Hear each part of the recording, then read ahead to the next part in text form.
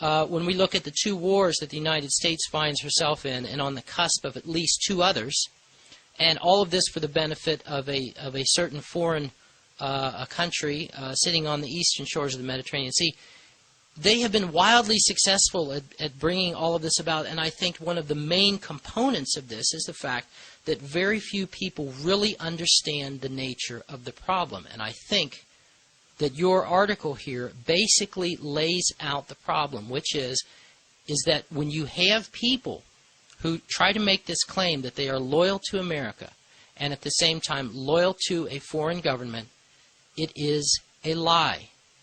It is, and it's more than that, Mark. What we need to stand up and say is not only did they attack the USS Liberty, they did 9/11. Mm-hmm. They did it. I have had long conversations over the past 2 weeks with contacts at the Army War College, at Headquarters Marine Corps, and I've made it absolutely clear in both cases that it is 100% certain that 9/11 was a Mossad operation. Mm-hmm. Period. Mm-hmm. Phil, I don't denigrate what happened to USS Liberty in the slightest. You understand that. But for most Americans, what happened to the USS Liberty or in Vietnam was history. Mm-hmm. This is history.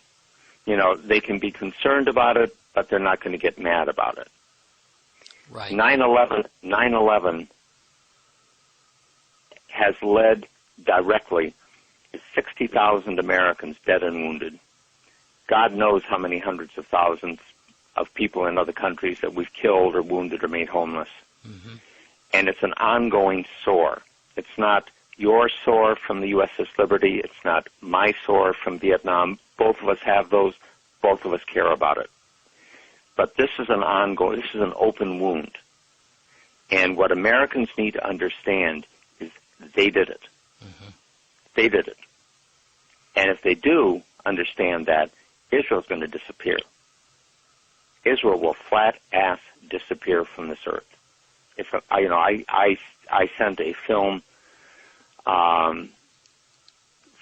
to one of my colleagues, and it basically had Americans grieving over their dead coming back. Mm-hmm. And I showed one of them. It was a woman just wrenched by grief, over her dead soldier. Mm-hmm. And I said, if Americans ever know that Israel did this, they're going to scrub them off the earth, and they're not going to give a rat's ass, forgive my language, what the cost is. They are not going to care. They will do it. Alan, they should.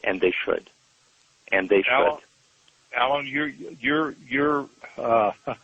your article and your heart and your testimony and what you believe in is heart-wrenching to me. It is like our founding fathers in their shadows talking and saying, we have to fix this. We have to make our own way. And we have to do it now or we will go down. Exactly. And absolutely, Phil. I agree fully.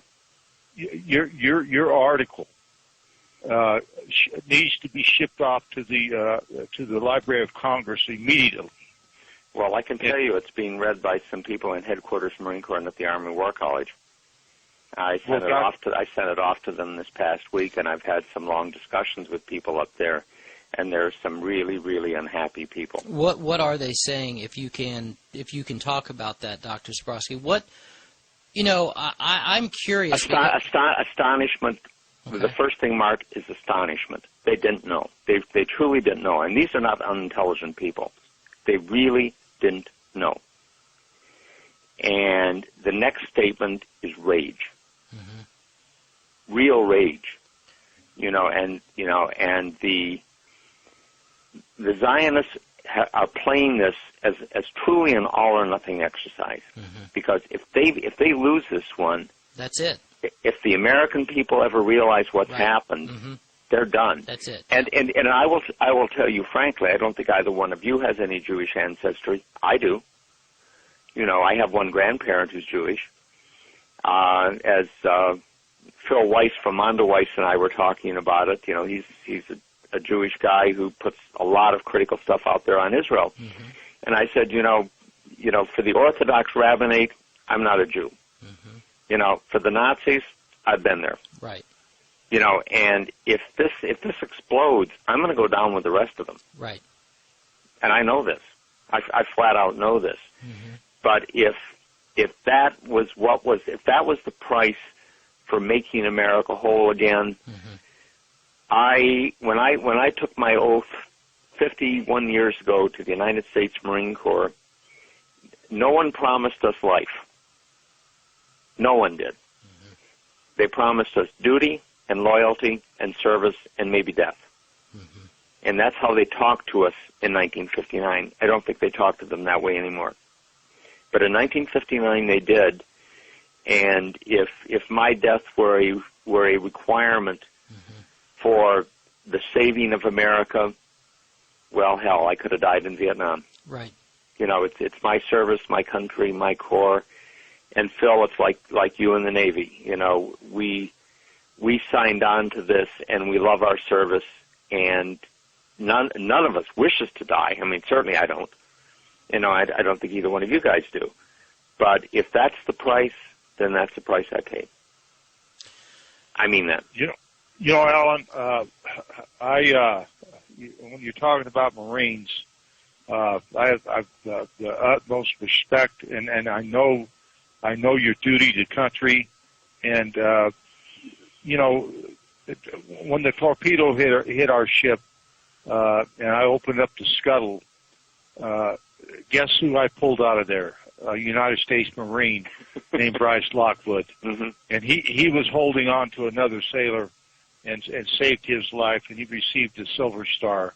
And God bless him for that. And I understand wholeheartedly what's in your heart, because I have it in my heart. I didn't learn it by becoming a sailor as such, but I learned it through the grace of God for saving our ship. I learned it through scholars like you.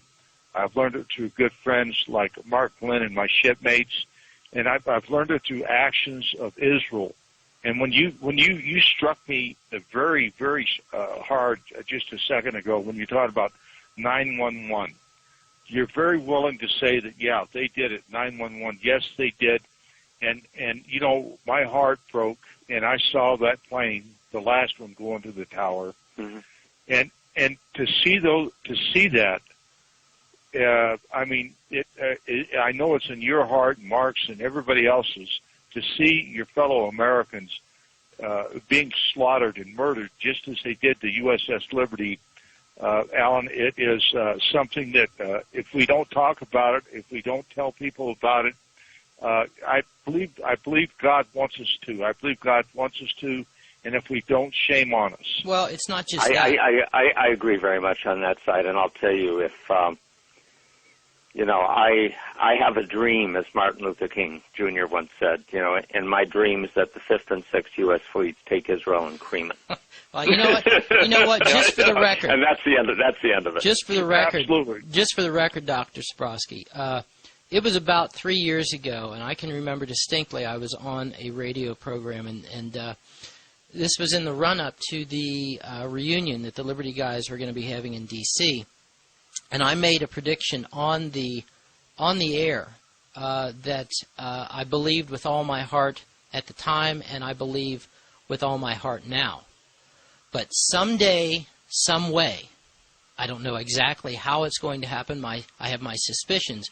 But someday and some way, maybe a lot sooner than any of us realize, the United States is going to find herself at war with Israel. And I mean a real live shooting war. Now, technically speaking, we are at war with her because she is at war with us. She is out to destroy us. We just haven't figured it out yet. My personal prediction is that probably, again, sooner than any of us realize or would like to envision, Israel is going to pull off another 9/11. She's going to pull off another